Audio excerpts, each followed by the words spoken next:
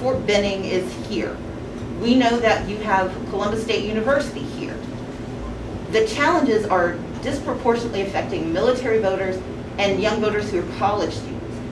And the fact that we would attack our military to win an election is deeply disturbing to me. And that's, again, why I consider this to be voter intimidation and voter suppression at its highest. And it should be, the onus must be on the accuser.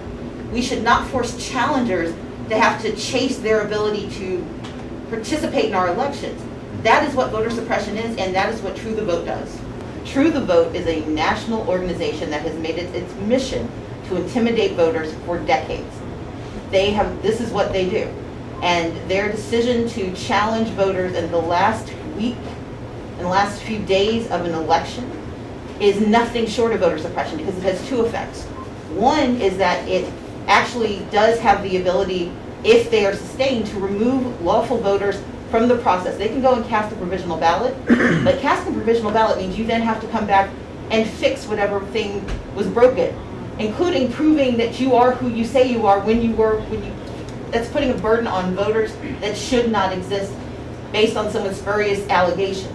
But number two, telling people that they've been challenged has a chilling effect on their participation. People aren't going to jump through extra hoops in the middle of a pandemic to prove they are who they say they are for a special runoff election that is an unusual circumstance. And so True the Vote is acting intentionally to suppress the vote, and multiple counties have agreed with them. This is an organization that has challenged 364,000 voters in our state after one of the largest elections in our state's history. And that's why Fair Fight we've also sued True the Vote. Now, Judge Gardner issued a TRO based on the law, and she is going to follow the law and make a decision based on what the law allows.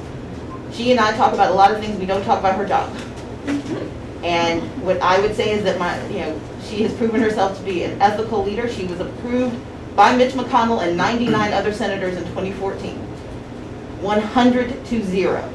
And I think she has served ably in Middle Georgia, and I believe that the citizens of Middle Georgia need to watch what happens, read her orders, find out what she says. But I just say hi to her on Christmas, and I'll say hi to her on New Year's. And while there are those who are stirring up this conversation, most Georgians are trying to figure out how they're going to survive a winter on $600. They're concerned about whether their businesses will still continue to exist in 2021.